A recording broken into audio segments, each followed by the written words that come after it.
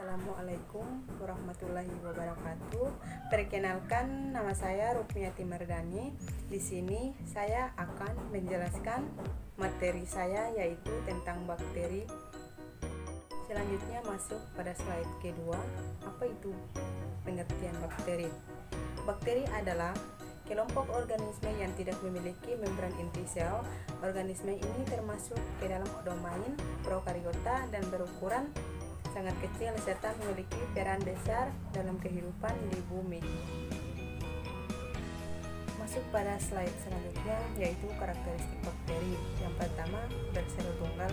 Mungkin ciri paling sederhana dari bakteri adalah keberadaan mereka sebagai organisme bersel tunggal. Sementara sebagian besar bakteri, archaeans dan eubakteria sama menghabiskan seluruh siklus hidup mikroskopis mereka sebagai sel tunggal independen.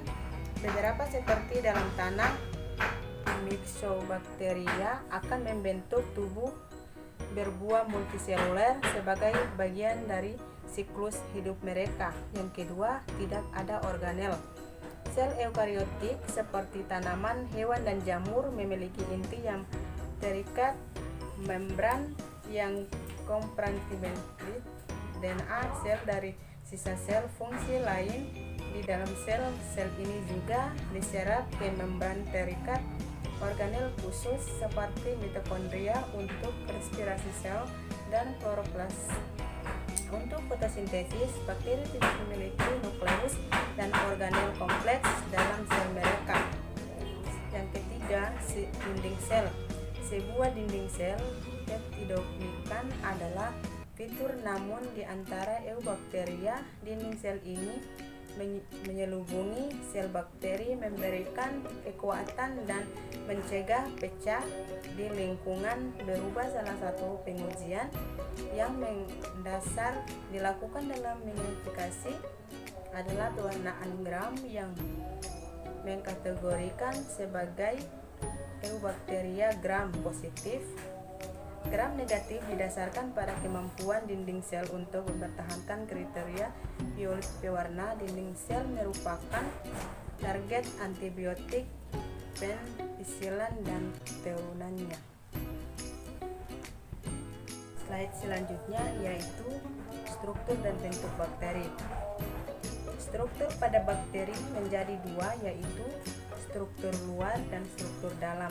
Struktur luar terdiri dari dinding sel, kapsul, membran sel, flagella, dan pili. Sementara itu, struktur dalam terdiri dari sitoplasma, nukleid, ribosom, dan plasmid. Slide selanjutnya yaitu ciri-ciri Eibacteria dan Eubacteria. Yang A, ciri-ciri Archaea. Yang pertama, dinding sel tidak mengandung peptidoglikan namun mengandung lipoglicarida.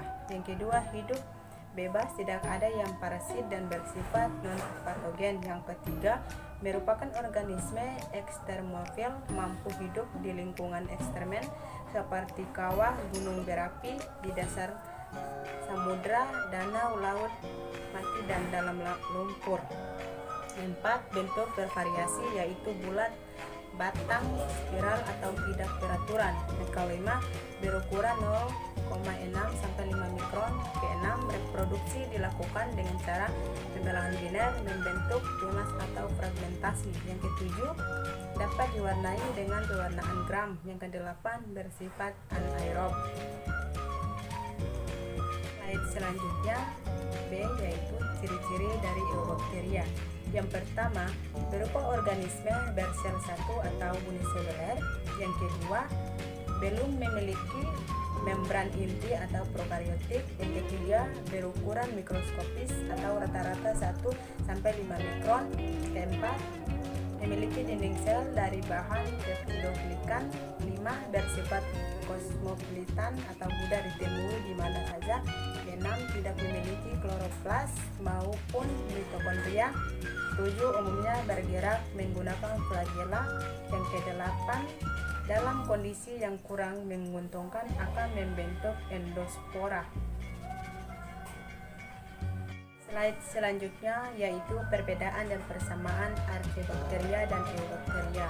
Ini sel eubacteria mengandung peptidoglikan, sedangkan sel archaebacteria tidak memiliki peptidoglikan. Peptidoglikan juga dikenal sebagai murein, adalah polimer yang terdiri dari gula dan asam amino yang membentuk lapisan mirip jaringan di luar membran plasma. Sebagian besar bakteri membentuk struktur dinding sel. Terima kasih, mungkin itu saja yang dapat saya sampaikan. Lebih dan kurangnya